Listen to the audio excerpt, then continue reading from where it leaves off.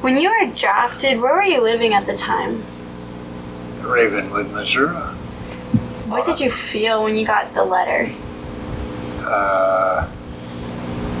Apprehensive. How did your family feel about you getting drafted? Probably anxious. Did you get to pick the service branch you were in? No. You didn't? No. What were your first days in service like? Confusion. What were some of the things you did? Trying to figure out what I was supposed to be doing. Going where I was told. Where were you told to go? When I first went in, Mm-hmm. went down to Camp Crowder, Missouri. And there I went to Camp Roberts, California for my basic training. How did you feel during basic training? Was it hard? Yes, it was. It was hard, but it was just something you done. Can you tell me a little bit about some of your training and boot camp experiences? Well, you learn to get up when they hollered. You ate any time anybody said eat because you was hungry. They kept you very busy and on the run all the time. And what I didn't like about it especially was if somebody would mess up, everybody got punished for it. And I didn't like that. So do you remember your instructors? I remember one. We called him Sergeant Swain. He was the colored boy. He was actually probably only a PFC, but he had been a sergeant, had been busted. A very good instructor, very athletic. He could walk us all into the ground. Actually a good instructor, thinking back. So that's how you remembered him? He was a really good instructor? I would say he was, yes. Did he yell at you a lot? Of course, they all yelled at you. What motivated you to get through your training experience? I didn't know any better. And which war did you serve in? Korea. And where exactly did you go during the Korean War after your boot camp experience? After I got out of boot camp, I had a delay en route and I went home for just a few days. And then I was to report back in California to go overseas, to Korea. So then you went overseas. Do you remember arriving and what your surroundings were like? We landed down in the southern part of Korea when No, I went to Japan, is where I first got off the ship. And they put us in a big tent city. And I remember it was during the monsoon season. And it might be a clear day and pretty soon a little cloud would drift over and it might rain 6 inches. I went to school in Japan, engineer school. And then after I got out of that, I got my orders to go to Korea. We got on an Australian ship and went over to Korea on it. And I thought it was so funny. We ate potatoes, and gravy. And the Australians served us rice with gravy. No potatoes.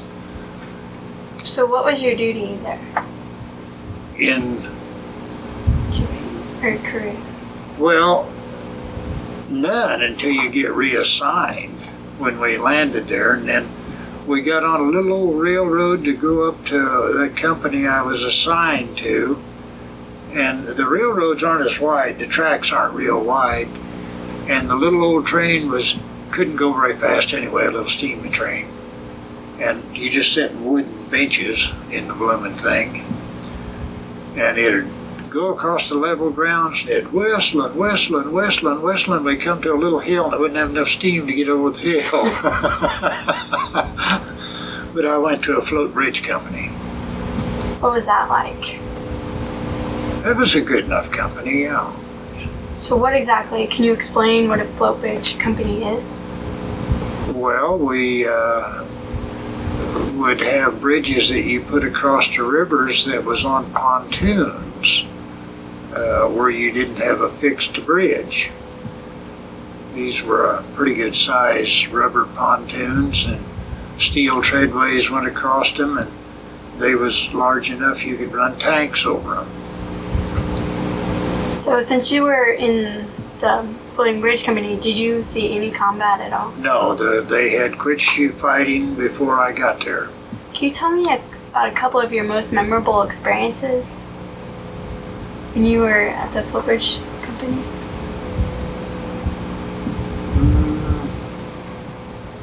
I can't think of anything especially. And were you awarded any medals or citations? Just the accommodation medal. Did you stay in touch with your family when you were overseas? Oh yes, by letter. So usually, did they send letters back Oh yes, all the time? yes. And That's all you had to look forward to. You wrote to everybody you knew. so you didn't just write to your family, you wrote to Everybody you knew, because that's all you had to look forward to is some letters. And what was the food like? Was it good? The food wasn't bad. I can't complain about the Army food. So it wasn't really bad, not good. Did you have plenty of supplies in your Yes, company yes we did. all the time? Yes. And was it like something special you did for good luck? Good luck? Yeah. No, I never done anything for good luck. You're just lucky enough. And how did your companies entertain themselves? What were some of the things you did? We had movies. We had horseshoe pitch. Played a little softball. A little bit of everything. Yeah.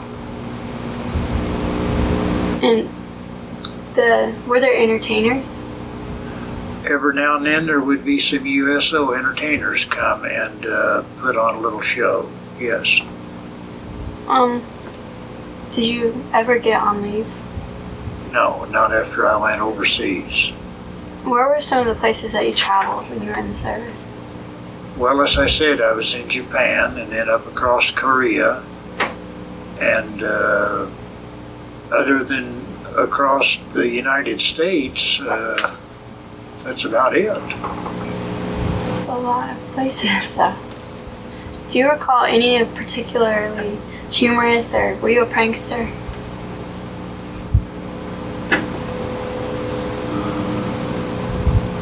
Nothing I don't think I want to mention, no. Were any of the other soldiers, did they pull pranks on other people? Oh, yeah. Yeah, there was always probably a few. Did you get any pranks pulled on you? Oh, I suppose, yeah. What did you think of your other officers and fellow soldiers? We had pretty good officers. We had a pretty good group of people I was with. I don't know if I ever saw a fist fight over there between the soldiers, so. And do you recall the day that your service ended? That it ended? Yes, I do. What was that like? A sense of freedom. And where were you at the time? Denver, Colorado is where I got out. What did you do after you got out? Got on a bus and came home. And were you finished with school already when you got home? Yes. I stayed at home that summer. I got out in about February of '55. I stayed at home that summer and done carpentry work with my uncle. And in that fall, I came down here and went to work at Conway, Kansas. Been here ever since. That's why you're here. Did you have any friends that you kept close contact with after you got out? For a while, but then over the years we've drifted apart. And did you join a veterans organization? No, I didn't. And what was your career after you got out of the war? My career? Did it just vary from different things? No, I worked for 35 years for well, it's Texaco now at the underground storage terminal. So, and did your war experience influence your thinking about the war or about the military in general? Oh, I don't know. I don't believe so. And how did your service affect your life afterwards? I really think it was probably good for me. It isn't something you want to do again, but I'm glad that I was in. And is there anything else you'd like to add that we've not covered already?